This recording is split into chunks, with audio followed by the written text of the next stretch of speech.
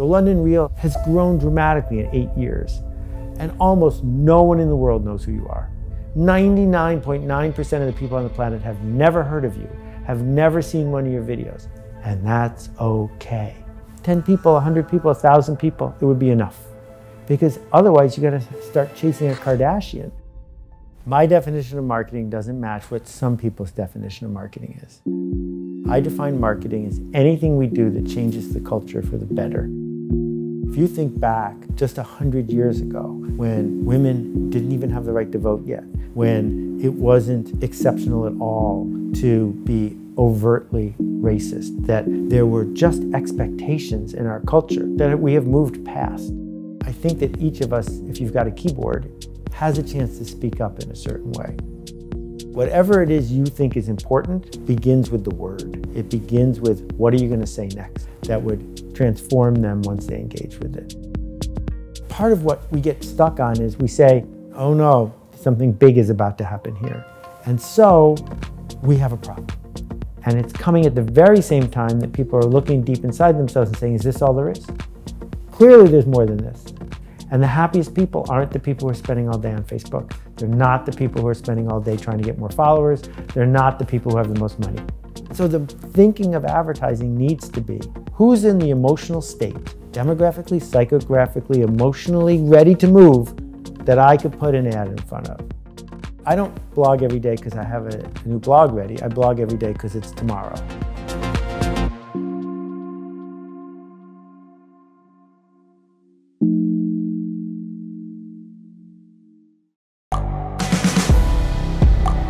The world is changing.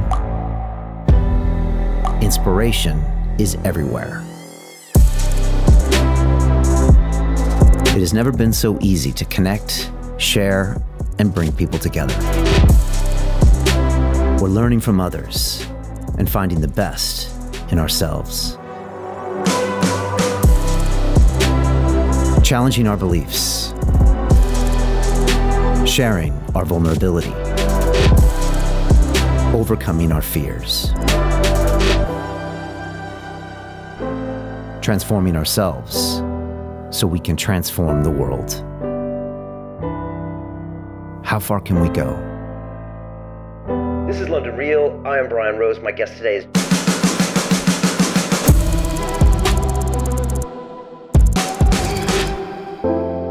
When it comes to marketing, it doesn't get much better than Seth Godin. In fact, he redefines what you think marketing is, and that's why I loved this incredible episode. Some of his works include Purple Cow, Linchpin, The Dip, where he goes through some really fascinating concepts about human beings. The Dip is all about when you first learn something, you get really good at it, and then you start to suck at it, and if you put in the work, then you become the master. Purple Cow is what it says. When you see something that's a purple cow, wow, that is incredible marketing. And we went on and on and on. Seth blogs every day. He says that's more important than training, meditation, any other kind of practice. And he also has a lot to say about what he calls the industrial education complex, that all of us went to school to learn to be a worker bee. And we were not taught to think outside the box. And that's what his book Linchpin is all about. Someone that can go out there and make things happen. That's the kind of person I want to hire. And that's the kind of person you want to learn how to be, as opposed to someone who just takes orders or memorizes things or do what they're told. I love sitting down with Seth. I've been waiting to do this interview for over 3 years, and this man did not disappoint. So much to think about, so much to learn. He's got an incredible podcast, and he's always on the cutting edge of marketing. So get your pen and paper ready, because Seth Godin is about to take you to school. This is London Real. I am Brian Rose. My guest today is Seth Godin, often described as the ultimate entrepreneur for the information age. You've written 19 books on marketing, including Linchpin, The Dip, Purple Cow, Tribes, and This Is Marketing, all worldwide bestsellers. You've also created the most successful marketing blog in the world, and you've been inducted into the Marketing Hall of Fame. In 2018, you launched Akimbo, a podcast where you share ideas around business, marketing, and culture. Your Akimbo workshops have changed the lives of more than 14,000 people in 70 countries, with your online Alt MBA accelerating personal and professional transformation by providing an extensive view of leadership, organizations, and change. Seth, welcome to London Real in New York City. Thank you for having me. Thanks for coming all this way. My pleasure. It's great to have you here. You know, as I look through all of your work, Seth, I always wonder if you might have inherited some type of marketing gene, you know, if it's somehow in your blood. And I'm wondering if you were always this way as a kid. You know, were you 8 years old giving lectures to your classmates about marketing? Because it seems to be part of who you are. Well, we need to clarify something right from the start. Okay. My definition of marketing doesn't match what some people's definition of marketing is. I do not define marketing as hype, advertising, promotion, scamming, selfish, narcissistic, short-term thinking, which is what a lot of people think of when they do marketing or when they are a marketer. I define marketing as anything we do that changes the culture for the better. If you're willing to take responsibility for the work you're doing and you're bringing something to the world, then you're a marketer. Because if you do it better, it's going to work better than if you don't. And so, yeah, I've written those bestsellers, but almost none of them belong in the, quote, marketing section, because they're about things like culture or technology or how we organize to move forward. So have I been a marketer my whole life? I think everyone has, but I think that I've been more intentional about it from a really young age. Not because I was born with it, none of us were born able to walk or talk, but because I decided it was important and I practiced it. Okay. Were you always looking for ways to make yourself better or make the world better when you were a kid, or did that come later, you know, through university and after that, when you started starting your own businesses and started writing? Yeah, I was really lucky with where I grew up and how I grew up. I won the birthday lottery, and certainly with, you know, the privilege that comes from being born in 1960 and where I was born, but also my parents. My dad was the volunteer head of the United Way. My mom was the first woman on the board of the art museum in town. So Buffalo, New York is a little tiny place. Not that big a community of people who are leading. And so my parents certainly weren't wealthy, but we grew up acting like we were leaders in the community. And so there were always people traipsing through my house. And I grew up thinking it was normal to decide to contribute in some way, through example, through direct contribution, whatever it was. That was normalized in my house. And part of the work I'm trying to do in the culture is, now that we are not just in our house but online, the more we see that, the more we learn that what's expected of you is that you will be part of something and make that thing better, the more likely people will act that way. I always watch, you know, the stories of the Kennedys, and it feels like they all knew they had to contribute. I mean, you can, you know, love or hate their politics, but it felt like on that compound, they were always looking at everyone like, what are you going to do for the world? But that is a cultural thing, because not everyone grew up with that expectation. That's right. And it's still a choice, because some people who grew up with that expectation go in the opposite direction. But I think this idea of what we normalize in our culture is so important. If you think back just 100 years ago, when women didn't even have the right to vote yet, when it wasn't exceptional at all to be overtly racist, that there were just expectations in our culture that we have moved past. And the fact is that the world is changing faster than ever, and today is the slowest it's ever going to change again. And that cycle keeps accelerating. The question is, in which direction? And I think that each of us, if you've got a keyboard, if you've got a device that's connected to 1 billion people, has a chance to speak up in a certain way. So I've blogged every day for a lot of days in a row, because it's a privilege. I don't get paid for it. I don't run ads on the blog. But the idea that you can share an idea and say, what do you think of this? Or I assert that, and see how that contributes to the next thing, why wouldn't you? You told me that blogging every day is probably better than meditating every day, cold showers, working out. You said that's probably one of the best things you can do as a personal practice. For anybody. I think that's true. I think everyone should blog every day, even if you do it under another name. Like, I get that some people don't want to reveal their own self in this way. So great, do it under a pseudonym. Well, it depends. I mean, we live in a world where people can show up uninvited in your email box. You don't have to welcome them into your email box. That's fine. But the act, you know, I don't blog every day because I have a new blog ready. I blog every day because it's tomorrow. And that idea that there's going to be something from me tomorrow on the blog challenges me today to think about what's the smartest, biggest, most generous contribution I can make tomorrow. And that pattern continues. And part of what we get stuck on is we say, I don't feel like doing X, Y, or Z, so I don't do it. But the opposite is the way that habits are created. If you do something every day, then you will come to feel like doing it. So don't wait until you feel inspired or creative. That never works. I've never seen that works. From anybody, right? It's all about discipline. Yeah. And what about people that say they have writer's block when they go to do that block? Yeah, I'm notorious for saying there's absolutely no such thing as writer's block. I mean, there's plenty of evidence to show that it was invented in the 1900s, that before then, there wasn't even a term.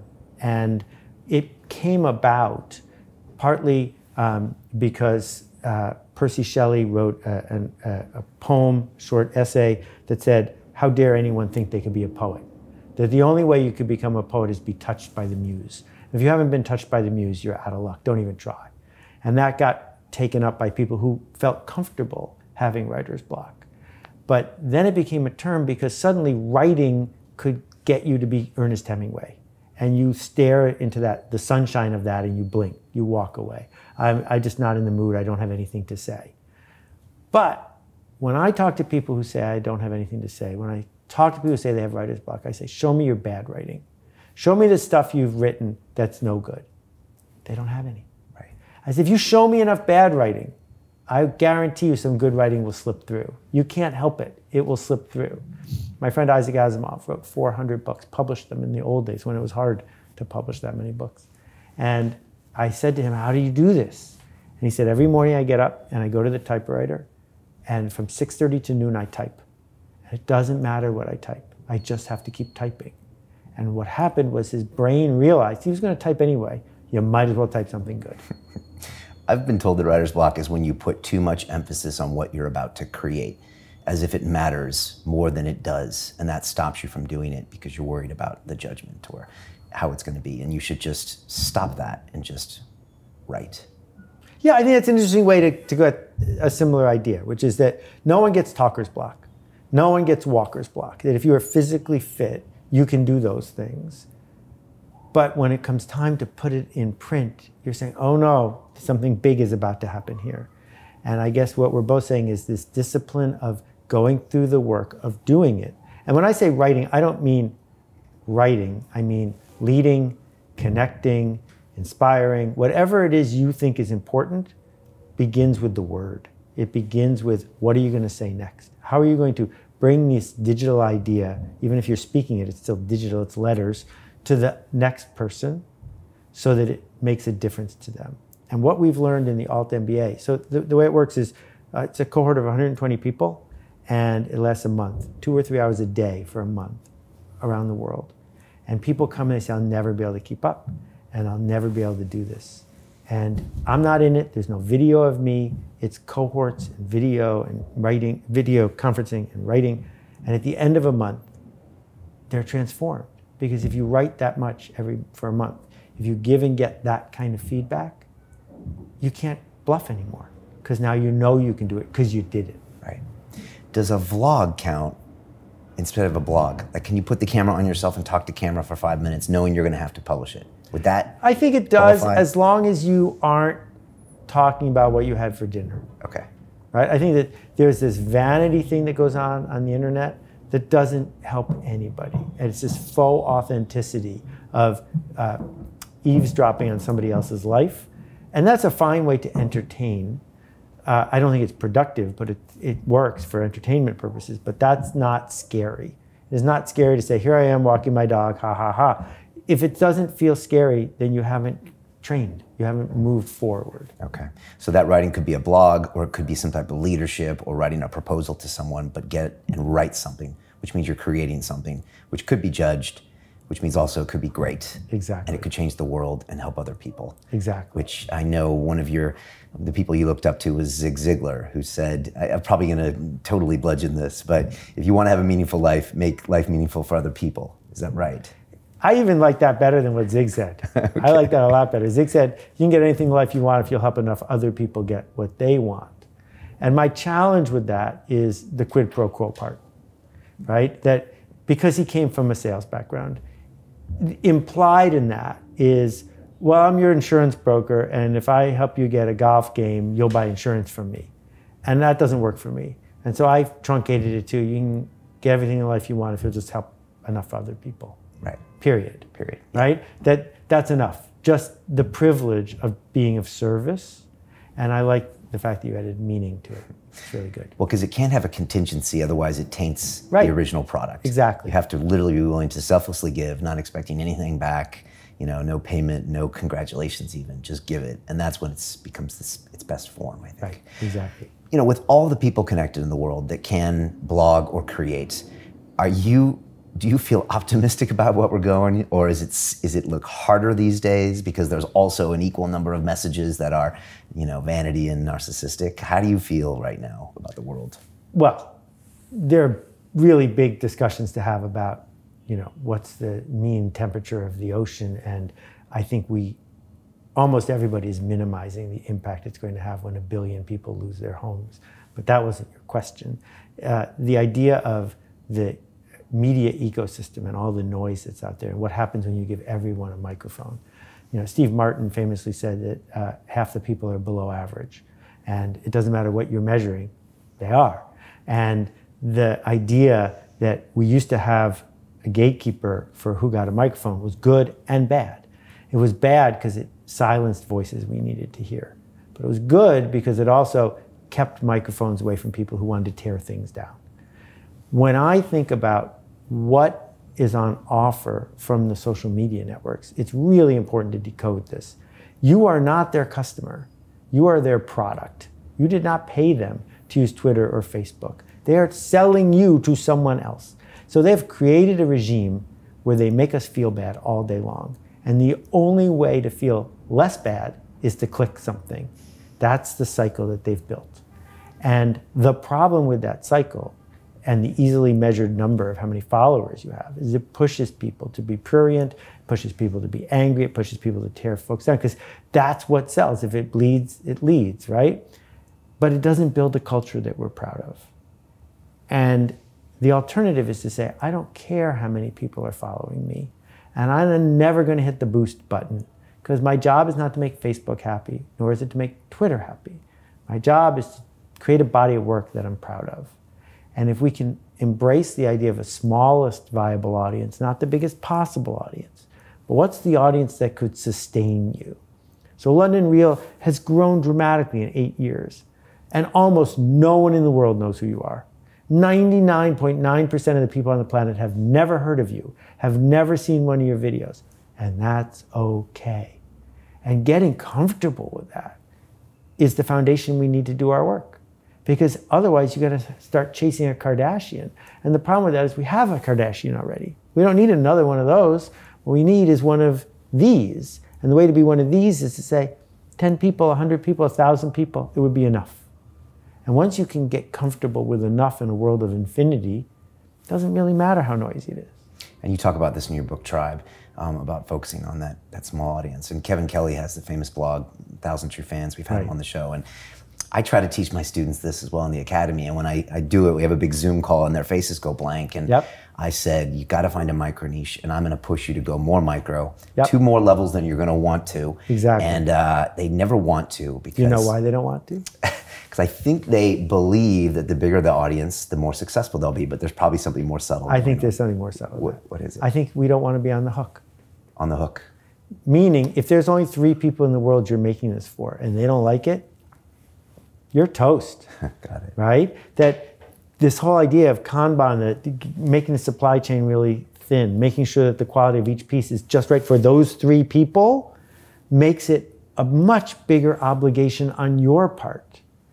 Whereas if it's 1 million people, you're like, whatever, fine, you didn't like it, go ahead, I got others, plenty of them. And that shift, that's where it becomes magical. And if you name any artist who has stood the test of time in whatever field, that is what they did.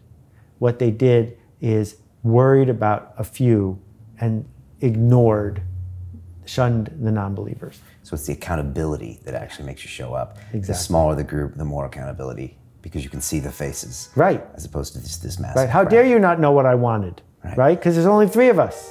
Right. So you have to force yourself to be in front of your ultimate clients, users, people. Exactly. And stare at them and look So at them. 6 years ago, I took the decision not to try to get any new readers for my blog, not to try to get any new readers for my books. I have enough. That's fine. Thank you, 1 million for my blog. That's all I need. 2 million would not make my work better. It would not make my work more important. It would not make my writing better. What it would do is require me to do things like listicles and have plenty of arguments and things like that would get me more readers. Not my job, not my goal. My goal is, how can I serve this group? It's enough. Would you have to dilute your brand by definition to have more followers? Like well, dilute is a tricky word, and so is brand. So Okay. let's decode them a little bit. Okay. Brand is not logo. Brand is the expectation that people have when you walk into the room or when they buy your product. If Nike had a hotel, I think we could guess what it would be like.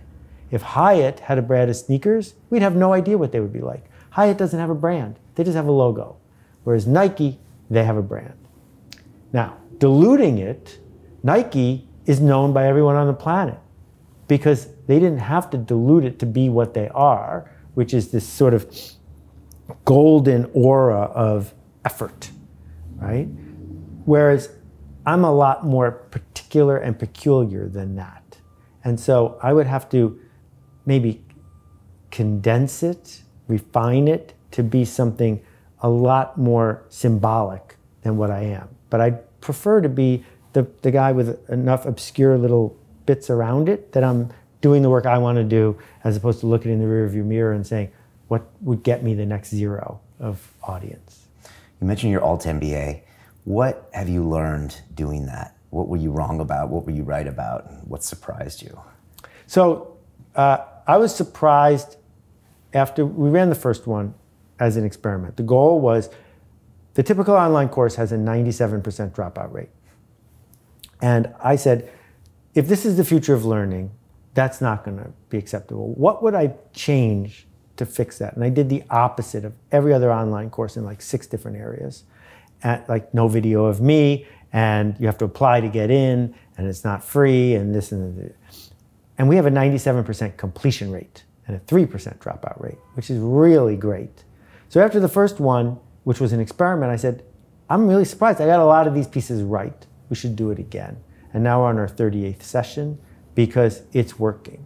The thing that has surprised me by far is how people talk themselves out of applying to it. That the logic and the rationale and the excuses, they run so deep. Because if you go to Harvard Business School or Stanford, where I went, you can tell everybody what you did.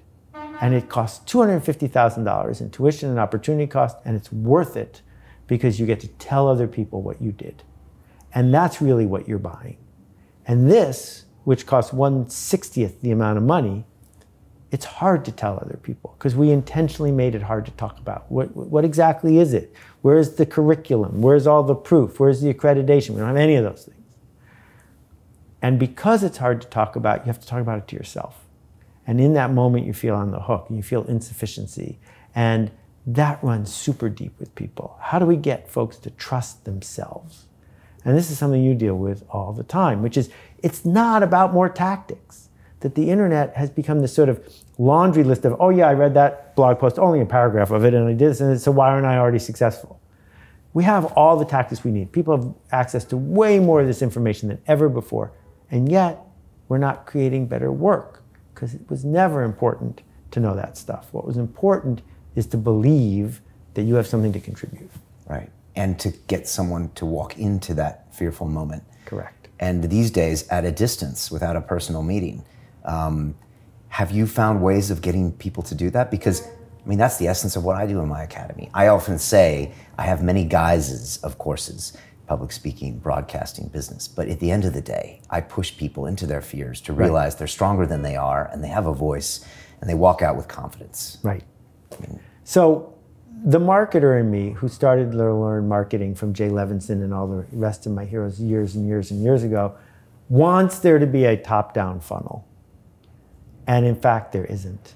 That the stuff I wrote about 10 books ago is the answer, which is the only way we're going to get more students is if our students get us more students. That it's the peer-to-peer connection in a low-trust world that leads culture to change. You don't change culture with the Super Bowl.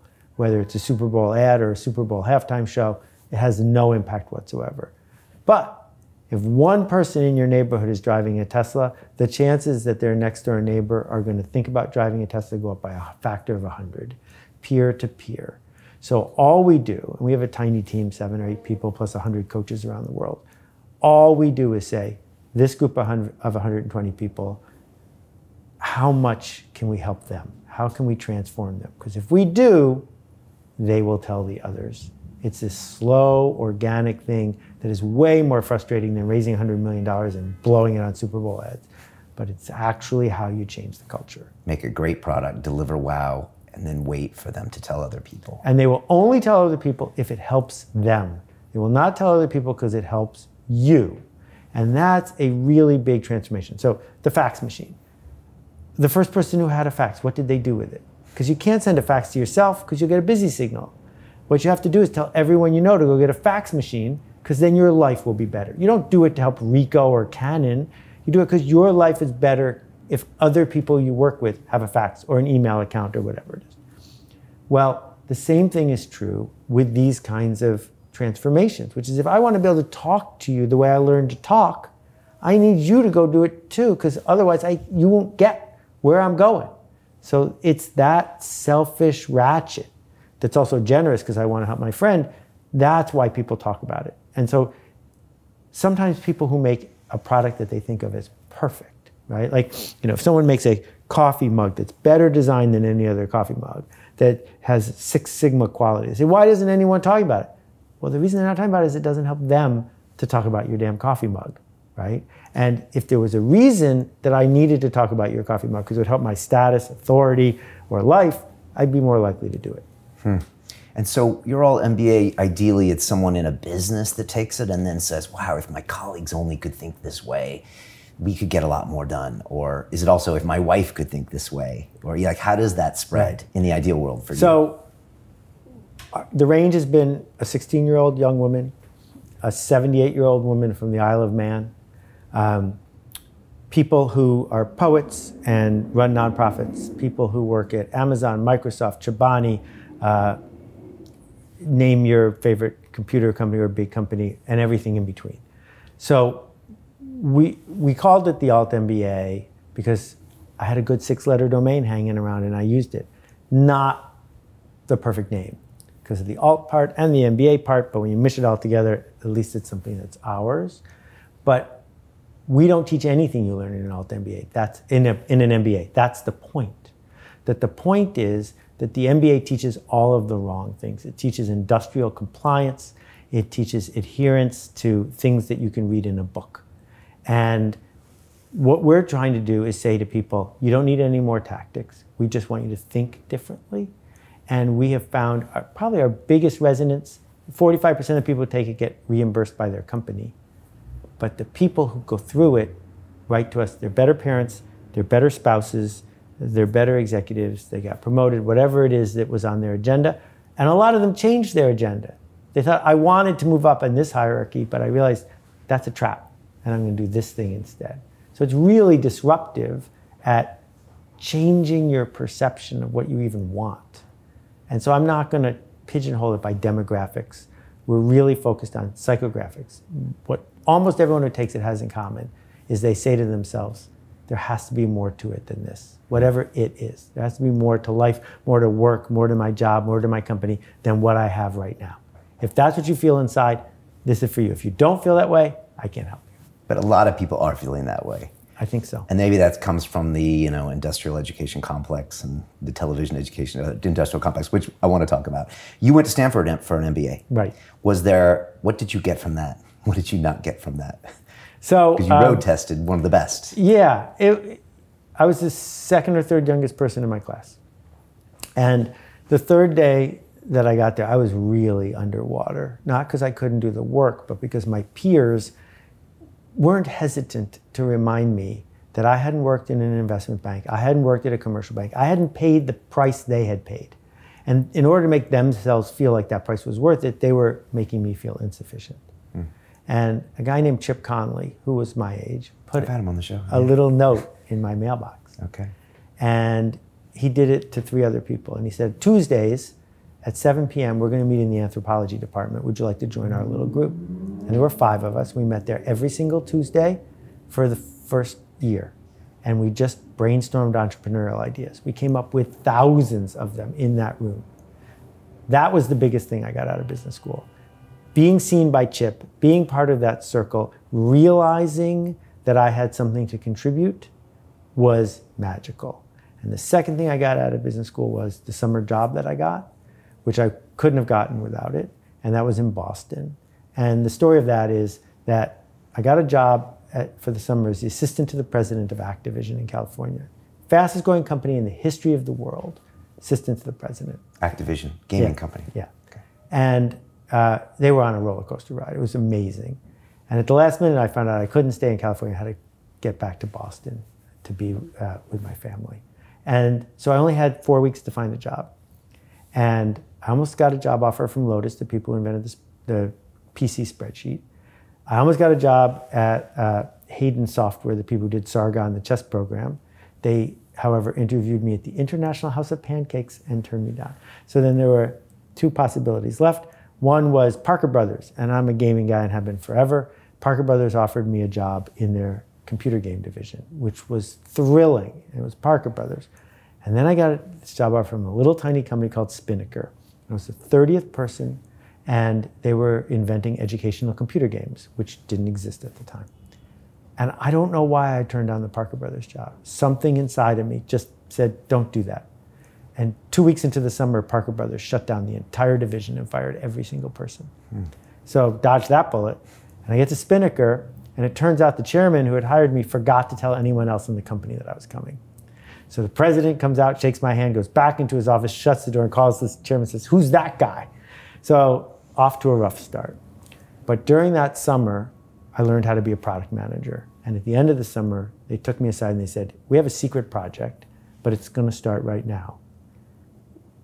Are you willing to go to business school and this at the same time? So I went to class at Stanford on Monday and Tuesday, flew on the red eye, went to work in Boston for Wednesday and Thursday, and then flew back to California. And finally, one of the professors at Stanford took pity on me and just gave me a degree, and I never went back again, which was super nice. But that job changed everything for me. And I think of it almost every day. What did you learn doing that? I learned mostly that there wasn't anyone who was going to teach me to be a marketer or a brand manager or a negotiator or someone who was going to deal with leading a team of engineers. I ended up having 40 people working for me, even though none of them were direct reports. I worked with Isaac Asimov and Arthur C. Clarke and Michael Crichton, who like Michael, I just called and did a deal with him. I was 24 years old, but no one was stopping me, so I just did. And this was practice for the internet, because what it showed me was that, yes, I had the backing. It wasn't my money on the table, but that I was able to weave together things, products that people loved. We shipped Fahrenheit 451 based on Ray Bradbury's novel. It was a computer game. And 2 days after we shipped it, I get a call in my office, because there's no email, and it's Herbie Hancock. Like the Herbie Hancock. And he says, man, I just want to tell you, I just finished the game. It was I was like, wait, what just happened here? And then I was hooked. Hooked on creating products. Creating something for people that would transform them once they engaged with it. Okay. Yeah. Is it true that every one of your books comes from a lesson you learned in your life or one of these experiences you had in a corporation or on your own? I mean, I would say that most of what I write and teach, I do because I wish someone had taught it to me a long time ago. That what I do for a living is I notice things. Why is it like this? Like, why in New York City do you have to show a driver's license to get into an office building? How is showing a driver's license, bad guys don't have driver's licenses? If someone is going to infiltrate an office building and do an evil deed, how will a driver's license keep them from doing that, right? And I notice this, and some people notice this and they get frustrated. I try to decode it. And sometimes if I decode something and it feels more universal than just the noise in my head, I'll share it. Because once it's seen, then you can work with it. And I like when I learn something about how the world works from someone else, because it helps me get through a situation because I understand it better. And so with every book that I've written, what I'm saying is I'm noticing this thing in the world. And here's how I think it works, and here's how I think it might help you make things better. Maybe it's worth $20 for you to find out. Super Bowl, we just saw a lot of money spent on those ads. Is that all a waste in your mind? Well, it depends on what you're measuring, what you're after. Intentional action is who's it for and what's it for. So if you sell beer or chips, it has been shown that at halftime, you make enough money from sales at convenience stores to pay for the ad you ran during the first quarter. So in that way, for sure, that works. But maybe who it's for is to make people on Wall Street think your company is real. Maybe who it's for is to make the boss know that the CMO's office is doing something. Maybe what it's for is to bring in your best clients to wherever the Super Bowl is being held because you get to have a box. So it's for a lot of things. But if the question is, does it sell more cars or does it sell more anything? The answer is no. And the reason is really simple, which is this. Advertising works better when it's specific. Meaning, advertising cars to people who don't know how to drive is a waste of money. Advertising chips to people who don't eat chips is a waste of money. That's one of the reasons why Facebook is so profitable, because you can reach exactly who you want, psychographically or demographically. Why would you pay a premium to reach everyone? You should pay less to reach everyone, because everyone is worth less than someone. And so the thinking of advertising needs to be, who's in the emotional state, demographically, psychographically, emotionally ready to move, that I could put an ad in front of. Now, what they know at Mercedes is that they have to run $1,000 worth of ads to sell one Mercedes, and it's worth it to them. They don't know which one of those $1,000 worth of ads is going to reach the right person on the right day, so they got to run all the other ones too. But it doesn't make sense to run Mercedes ads in a country where they don't sell Mercedes, because you're never going to get anyone. So being specific, again, as we said a little while ago, is really scary. Because if you pick your audience and you're wrong, that's on you. The Super Bowl, way less scary. It's not your money. Let's reach everyone. And guess what? We'll get to sit in the box. When you look at the Fortune 500 companies, how many of those get it right when it comes to their marketing, their advertising? You mentioned Mercedes. Right. So Fortune 500 companies are basically nation states. That the people who run them are royalty. They have their own army and air force. They are surrounded by lieutenants, and there's a court and the whole thing. You got to be really incompetent to screw up a Fortune 500 company in the short run. In the short run, the market wants a boring product that's proven in the center at a reasonable price because it's deniable. Oh, I bought what everyone else bought. So the history, almost none of the Fortune 500 is the same as it was in 1950. They get replaced. Why? Because they keep doing what they were doing, because that's what they're getting paid to do, until the world changes. It's the innovator's dilemma? Exactly. This is the innovator's dilemma. Okay. Clayton, rest in peace. Right. And so then they disappear. But along the way, until recently, that was fine, because you could retire before that happened.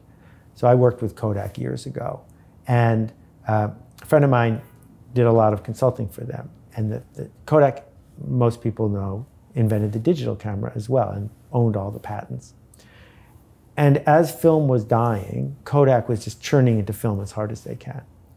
And my friend said to the CEO, you're going to have to scale back the film thing. And he said to her, come over here, look out the window. He says, how many buildings do you see out there? And she started counting. He said, I'll tell you, it's 38. He said, now another question. How many processes are involved in making film? The answer is 38. There was one building for each one of the processes necessary for Kodak to make film. They were optimized to do one thing. And as a result, you couldn't slowly scale back film because you couldn't close any of the 38 buildings. You needed all of them. They were a dinosaur, but dinosaurs were really good at eating plants in large volume until the asteroid hit. And the same thing is true for most Fortune 500 companies. So most of, the average CMO at a Fortune 500 company lasts 18 months. And the reason they last 18 months is because it takes 5 months for them to make promises, a year for them to have a grace period, and then a month for the CEO to realize the promises aren't going to get kept, and they get replaced again.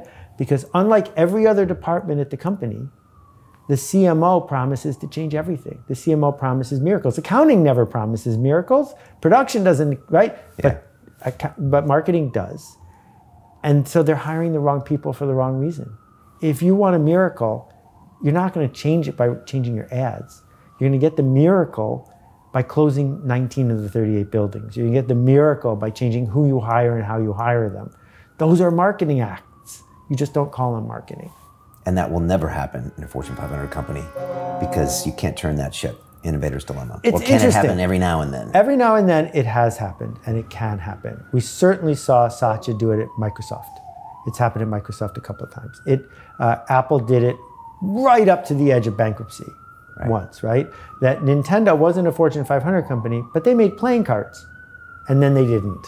So it can be done, but the thing is, humans shouldn't care that much about the name on the door. We need to care about the people. And so if the place you're at isn't working anymore, just leave and go to a place that is working, because there's nothing keeping you there. The momentum, the sunk costs should be ignored. And you should say, I'm only going to get tomorrow one time. If I have tomorrow to do over again, how will I do it? You mentioned intentional action. Right. It's something you talk to people a lot, that it's the actions that matter, not the thoughts and not the dreams. Can you explain that to people? Well, we're scared of intent, because if you announce your intent, even to yourself, it makes it way more likely you're going to fail, right? So we go into the store and someone says, can I help you? You say, I'm just looking. I'm just looking is a statement of no intent. And that's the way many people have been trained to go through life, because the system wants you to have no intent. It wants you to do your job, get paid, buy stuff, put it in a storage unit, watch TV, repeat. No intent. And as soon as we start having intent, we hesitate, because who are we to do it, right? We feel like an imposter when we have intent. But if you can announce your intent, then you can get to who exactly are you seeking to change? What change exactly are you seeking to make? So you know who has intent? Surgeons. If you go to a surgeon, she doesn't just accidentally cut you open. She says, you have a blocked vein or whatever. I'm going to go in there and fix it. Intent. It either works or it doesn't work. And that action, whether we work for a company or on our own, can fuel us doing ever better work, because we can say, I set out to do this, and it either worked and I'm sorry it did, or it worked and I'm glad it did, or I could have done it better and here's how. And how do you set intentions? Is it goals? Is it values? Is it a mission? For me personally? Yeah, and for anyone out there who wants to do it. Well, I think that all of us have no place to begin but with ourselves. What turns us on? What gives us a smile? What would make our late parents happy? What would happen to our status with our neighbors and our role in the community if X, Y, or Z happened? So we always begin there. Even the most selfless person on earth. You know, you're diving into a shark-infested waters to save someone's life. Well, yes, saving their life is important, but part of the reason it's important is you want to be the kind of person that would have done that act and saved that person's life. Being that kind of person is better than walking away and watching them drown. So that's where we begin, which is getting clear in our head about what are the shifts we seek to make to become the person we want to be. And then there's a series of choices we have to make, but I think they're easier if we have habits. Habits get us results. Goals are results. But you can't, having the goal of I'm going to make a #1 bestseller, that didn't tell me anything. Right. Whereas having the goal of I'm going to write every single day and I'm going to learn this and this, and maybe the byproduct is that there's a bestseller at the end, those are different things. So I'm way more focused on habits than I am on specific goals that are out of your control. Besides your daily writing, what are some of the other habits you've adopted over the years? I ask why a lot. I have rules for myself that I make once and then I don't negotiate them again. So I haven't had a piece of meat or chicken since 1980 something, because I just don't want to keep revisiting the question, right? I made a good decision. The decision has served me well. I'm done with that decision. I'm going to go on to the next one. The habit of ignoring sunk costs, which is really hard, which is to say, it doesn't matter how much it took me to get to X. If I don't want X anymore, I shouldn't keep with that. The idea of not having a meeting. I don't have meetings. I will have one-on-one conversations all the time. But it's very hard to persuade me to sit in a room with 3 or 4 or 6 people as we go around the room and do X, Y, or Z. Send me a memo, put it in Slack. I don't need to do that. And as a result of no TV and no memos, I have 6 or 7 hours every day that most people don't have. To continue watching the rest of the episode for free, visit our website londonreal.tv or click the link in the description below.